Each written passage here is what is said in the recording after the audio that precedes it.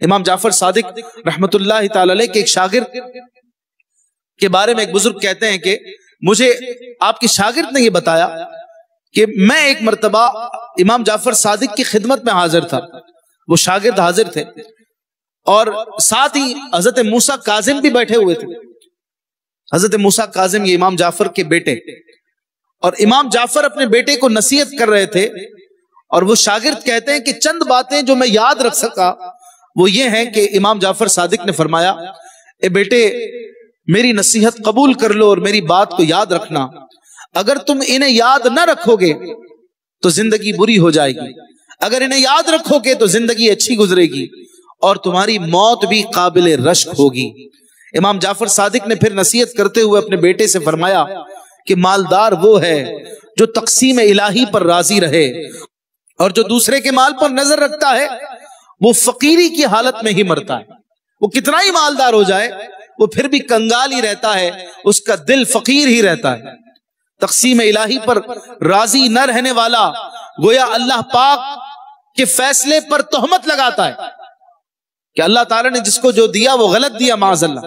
اپنی غلطی کو چھوٹا سمجھنے والا دوسرے کی غلطی کو بڑا سمجھتا ہے, اور دوسرے کی غلطی کو چھوٹا خیال کرنے والا اپنی غلطی کو بڑا سمجھتا ہے. یہ بھی نصیحت سے ہمیں سیکھنے کو ملا. ہم اپنے اندر قناعت پیدا کریں اور ہر حال میں اللہ پاک کا شکر ادا کریں اور اللہ تبارک و تعالیٰ کی رضا پر راضی رہیں. مزید امام جعفر صادق نے اپنے بیٹے کو نصیحت کرتے ہوئے فرمایا کہ اے میرے بیٹے, دوسرے کے عیبوں سے پردہ ہٹانے والے کے اپنے عیوب ظاہر ہو جاتے ہیں. بغاوت کی تلوار بلند کرنے والا اسی سے قتل کر دیا جاتا ہے. کسی کے لیے گڑھا کھودنے والا خود ہی اس میں جا گرتا ہے. بے وقوفوں کی صحبت میں بیٹھنے والا حقیر اور ذلیل ہو جاتا ہے. علماء کی صحبت میں بیٹھنے والا عزت پاتا ہے. برائی کے مقام پر جانے والے پر تہمت لگائی جاتی ہے. سبحان اللہ, کیسی پیاری پیاری نصیحتیں ہیں. مزید تیسری نصیحت کرتے ہوئے آپ نے اپنے بیٹے سے ارشاد فرمایا, اے میرے بیٹے لوگوں پر عیب لگانے سے بچنا, ورنہ لوگ کل تم پر بھی عیب لگائیں گے. فضول باتوں سے بچنا, ورنہ ان کی وجہ سے تمہاری عزت میں کمی ہو جائے گی. سبحان اللہ. چوتھی نصیحت کرتے ہوئے آپ نے فرمایا, اے بیٹا حق بات ہی کہنا, خواہ وہ تمہارے حق میں ہو یا تمہارے خلاف ہو, کیونکہ مذمت کا سامنا تمہیں اپنے دوستوں کی طرف سے ہی کرنا پڑے گا. اللہ اکبر. یعنی شریعت کی بات کرنا, ہمیشہ حق بات کرنا, چاہے تمہارا نفس بھی اسے نہ چاہ رہا ہو لیکن پھر بھی حق بولنا.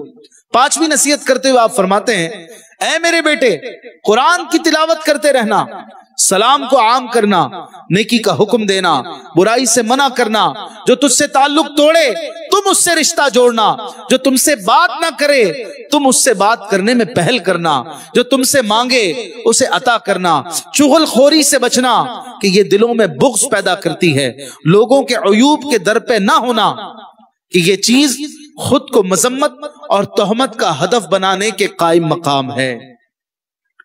اللہ اکبر. امام جعفر صادق رحمت اللہ تعالی علیہ نے چھٹی نصیحت کرتے ہوئے اپنے بیٹے سے ارشاد فرمایا کہ بیٹا اگر ملاقات کی تمنا ہو, کسی سے ملاقات کی تمنا ہو تو نیک لوگوں سے ملنا, نافرمانوں سے کبھی نہ ملنا. نافرمان اس چٹان کی طرح ہے جس سے کبھی پانی نہیں نکلتا, ایسے درخت کی طرح ہیں جو کبھی پھلتا پھولتا نہیں, جو سرسبز و شاداب نہیں ہوتا, اور نافرمان ایسی زمین کی طرح ہے جس پر کبھی سبزہ نہیں اگتا. سبحان اللہ. یہ وہ 6 نصیحتیں ہیں جو آپ رحمت اللہ تعالی علیہ نے اپنے بیٹے سے فرمائیں, اور یہ وہ نصیحتیں ہیں کہ جن کا اثر آپ کے بیٹے کی شخصیت میں نظر آتا ہے. امام موسیٰ کاظم رحمت اللہ تعالی علیہ بھی کیا کمال کی شخصیت ہے. اللہ تعالیٰ آپ کو ان کے مزار کی زیارتیں کروائے. بقیع پاک میں حضرت امام جعفر صادق رحمت اللہ تعالی علیہ کا مزار ہے. اللہ ہم سب کو وہاں کے بھی جلوے دکھائے.